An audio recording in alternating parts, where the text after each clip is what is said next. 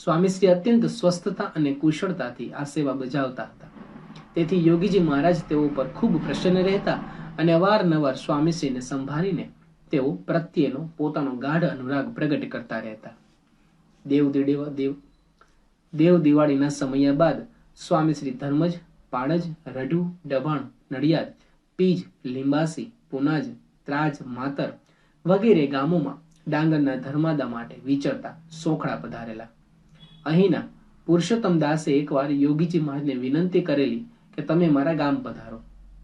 યોગીજી મહારાજે તેઓને હા પણ પાડેલી, પરંતુ યોગીજી મહારાજનો કાર્યક્રમ ગામમાં ગોઠવવા માટે ગામના મુખી જસભાઈની પરવાનગી જરૂરી હતી.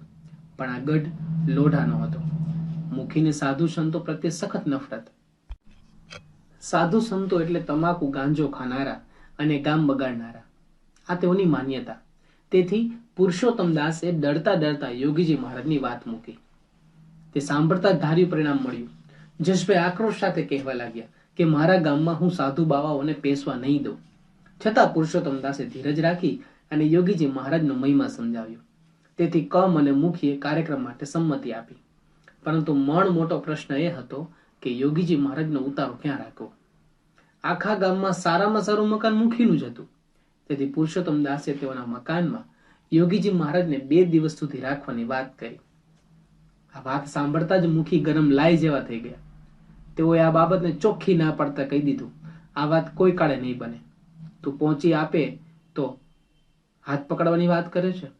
પણ પુરુષોત્તમ દાસે વિનંતીનો સૂર છેડેલો જ રાખ્યો. અંતે થાકીને મુખીએ કહ્યું, જો સાંભળ, તું બહુ મંડ્યો છે તો ઉતારો આપીશ, પણ હું ગામમાં બીજે રહેવા જતો રહીશ.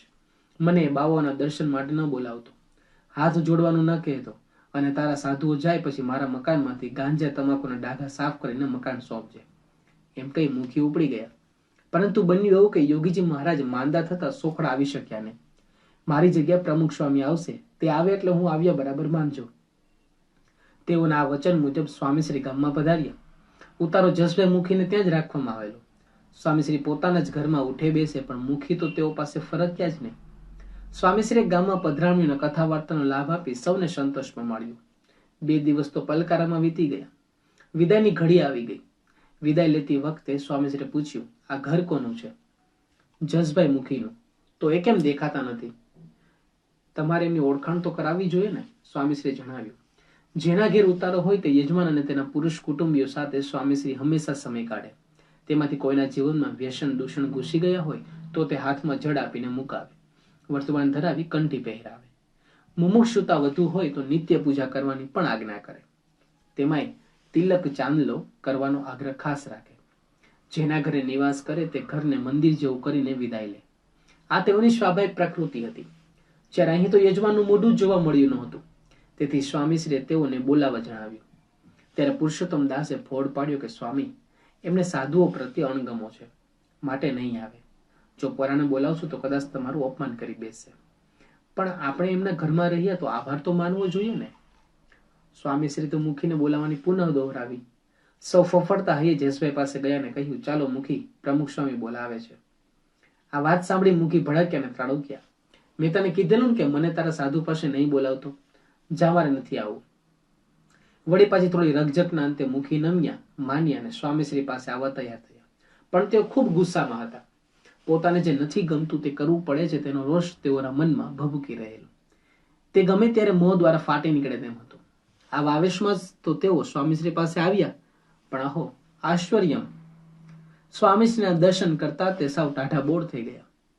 એટલું નહીં, સ્વામીશ્રીના ચરણોમાં ઢળી પડ્યા અને કહેવા લાગ્યા, ભગવાન, 2 દિવસ તમે મારા મકાનમાં રહ્યા તો 2 દિવસ વધુ ન રોકાવો? સૌ કોઈ આ દ્રશ્ય જે દિગ્મૂઢ થઈ ગયા. જે જોઈ રહેલા તે અજાયબીથી વિશેષ લાગી રહેલું. સળી વળી શકે, પણ અહીં તો આખે આખું થડ વળી ગયેલું. સ્વામીજીના દર્શન કરતા મુખે શું અનુભવ્યું તેની તો કલ્પના જ કરવી રહી. કારણ કે અનુભવને અનુભવ જ જાણી શકે. અનુભવોને યથાતથ વર્ણવવા માટે શબ્દો તો અતિ સાંકડું માધ્યમ છે. પરંતુ સ્વામીશ્રીના દર્શનથી મુખી ધરમૂળથી બદલાઈ ગયા. તેઓ સત્સંગી થયા. સ્વભાવમાં પણ કુમાસ આવી. નિયમિતપણે પૂજાપાઠ કરવા લાગ્યા. આગળ જતા તો એવું થયું કે મુખી રોજ મંદિરે જઈને સત્સંગમાં બેસવા લાગ્યા. પછી તો એવો સમય આવ્યો કે તેઓ આખો દિવસ મંદિરમાં જ રહે અને માત્ર જમવાના સમયે જ ઘરે જાય. અંતે તો જમવાનું પણ ઘેરથી મંદિરે મંગાવી લેતા અને આખો દિવસ મંદિરમાં જ રહીને સેવા કરતા. આમ છેલ્લા શ્વાસ સુધી સત્સંગની સેવા કરતા રહ્યા અને છતી દેહે મોક્ષ પામ્યાની પ્રતીતિ સાથે અક્ષરવાસી થયા. સ્વામીજીના શબ્દ નહીં, સાનિધ્ય માત્રનો આ ચમકાર હતો. પેલા તો મનુષ્ય દેહ જ આપણને ન મળે, એ મળી ગયું છે. પછી ભરતખંડમાં ત્યાં જન્મ લેવો એ દુર્લભ છે, એથી દુર્લભ. પછી સંસ્કારી કુળમાં જન્મ લેવો એ અતિ દુર્લભ. અને એથી આગળ જતા ભગવાન અને સંતનો પ્રગટ ભગવાન અને સંતનો યોગ આપણને મળે આ મનુષ્ય દેહની અંદર. કેટલાય જણને મનુષ્ય દેહ છે, પણ કેટલાને પ્રગટ ભગવાન અને સંતનો યોગ છે. તો એવો યોગ આપણને થયો છે. પછી મહંત સ્વામી મહારાજ આપણને સમજાવે છે કે આપણી ગણતરી શું છે, આ લોકની અંદર આપણી ગણતરી શું છે. તો મહંત સ્વામી મહારાજ આપણને સમજાવે છે કે પ્રકાશની જે ગતિ હોય ને, પ્રકાશની ગતિ એ 3 લાખ કિલોમીટર, 1 સેકન્ડની અંદર 3 લાખ કિલોમીટર એની ગતિ છે. 300,000 કિલોમીટર્સ પર સેકન્ડ, એટલે 1,86,000 માઇલ્સ પર સેકન્ડ. એ સ્પીડે પ્રકાશ જાય છે. તો જે સૂર્યનો પ્રકાશ હોય એને પૃથ્વીને પહોંચતા 9 મિનિટ અને 20 સેકન્ડ લાગે છે. અને જે સૂર્ય છે એ સૂર્ય એક તારો જ છે. એવો જ તારો બીજા 4 પ્રકાશ વર્ષ, પ્રકાશને જેટલો અંતર કાપવાનું હોય ને 4 વર્ષની અંદર આ સ્પીડે, એ 4 પ્રકાશ વર્ષ દૂર છે બીજો તારો સૂર્ય જેવો.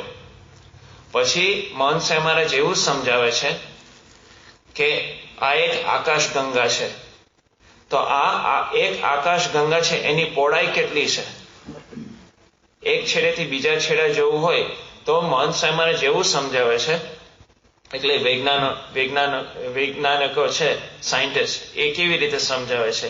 એવી રીતે સમજાવે છે કે એક છેડેથી બીજા છેડે જવું હોય તો 10 લાખ પ્રકાશ વર્ષ, 10 લાખ પ્રકાશ વર્ષ, 1 મિલિયન લાઇટ યર્સ. લાઇટને, પ્રકાશને એક છેડેથી બીજે છેડે જવું હોય આ સ્પીડે તો 1 મિલિયન, 10 લાખ પ્રકાશ વર્ષ થાય. વિચાર તો કરો, આ એક આકાશ ગંગા. હવે પછી 2 આકાશ ગંગા લો અને એનું જે અંતર છે, 2 આકાશ ગંગા વચ્ચે જે અંતર છે ને એ 50 લાખ પ્રકાશ વર્ષ, 5 મિલિયન લાઇટ યર્સ. એવા તો અબજો આકાશ ગંગાઓ છે. તો આપણે વિચાર કરીએ, એ તો ખાલી એક બ્રહ્માંડની અંદર આવ્યું. એવા તો બ્રહ્માંડની કેટલી પહોળાઈ હશે? આ મગજ જ ફાટી જાય, મગજમાં બેસે જ નહીં. એક છેડેથી બીજા છેડે જવું હોય તો એ તો આપણે ગણી જ ન શકીએ. એવું આ એક બ્રહ્માંડ છે. આવા અનંત કોટી બ્રહ્માંડો છે. વિચાર કરો તો આપણી શું ગણતરી? આપણે ખાલી વિચાર કરીએ કે પૃથ્વી કે અનંત બ્રહ્માંડો છે. હવે એક બ્રહ્માંડ લો, એ બ્રહ્માંડની અંદર અબજો આવા આકાશ ગંગાઓ છે. એક આકાશ ગંગાની એક સોલર સિસ્ટમની અંદર એક પૃથ્વી, એમાં આપણે એક. તો આપણી શું ગણતરી છે? આપણી કોઈ ગણતરી, there is no significance. આપણું કોઈ સિગ્નિફિકન્સ છે જ નહીં. તો આટલું મોટું છે આ એક બ્રહ્માંડ, આટલું મોટું છે, આવા અનંત કોટી બ્રહ્માંડો છે. તો મહંત સ્વામી મહારાજ કહે છે કે આ તો સાયન્ટિસ્ટની ગણતરી છે. હવે અક્ષર બ્રહ્મની ગણતરી આવે છે. મનની ગતિએ, પ્રકાશની ગતિએ નહીં, પણ મનની ગતિએ. માયા છે, માયાનો અંધકાર, કરોડો વર્ષો સુધી મનની ગતિએ જાઓ. હવે આપણે ખાલી મનની અંદર એક વિચાર કરીએ કે નાયગ્રા ફોલ્સ, આપણે પહોંચી ગયા. આપણે વિચાર કરીએ ગાંધીનગર, તો પહોંચી ગયા. તો કરોડો વર્ષ મનની ગતિએ તમે જાઓ પછી અક્ષરધામ. તમને આપણા મગજમાં ઉતરે જ નહીં, આ કેવી વસ્તુ છે? મનની ગતિએ કેવી રીતે હોઈ શકે? તમે ખાલી વિચાર કરો અક્ષરધામ, એમ નહીં.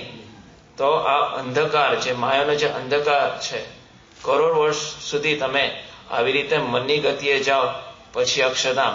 એવા સર્વોપરી ભગવાન પુરુષોત્તમ નારાયણ અને એમનું જે ધામ એમના જે ઉત્તમ સેવક અનાદિ જોડ અક્ષર બ્રહ્મ એ આ પૃથ્વી ઉપર આવ્યા તો 5 ફૂટ થઈને આવ્યા. મનસાઈ મહારાજ પાછું એવું કે છે કે 5 ફૂટ થઈને આવ્યા. Mumbai to New York direct non stop. મહારાજ કે વચ્ચે રોકાયા જ નહીં કે આ પ્રધાન પુરુષના લોકની અંદર કે પ્રગતિ પુરુષ કે પ્રધાન પુરુષ કે બીજા બ્રહ્માના લોકની અંદર સત્યલોકની અંદર ક્યાંય રોકાયા નહીં. ડાયરેક્ટ પૃથ્વી ઉપર, જેમાં આપણી કોઈ ગણતરી જ નથી, પૃથ્વીની જ ગણતરી નથી, અનંત કોટી બ્રહ્માંડની ગણતરી નથી. તો એક બ્રહ્માંડની ગણતરી હોઈ શકે, એમાં અબજો આકાશગંગા છે એની કોઈ ગણતરી હોઈ શકે, એક આકાશગંગા છે એની ગણતરી હોઈ શકે, એમાં એક સૌરાષ્ટ્રમાં, એમાં એક પૃથ્વી, એમાં આપણે, એની કોઈ ગણતરી હોઈ શકે. એમાં મહારાજ અને સ્વામી આ પૃથ્વી ઉપર પધાર્યા અને 5 ફૂટ થઈને આવ્યા.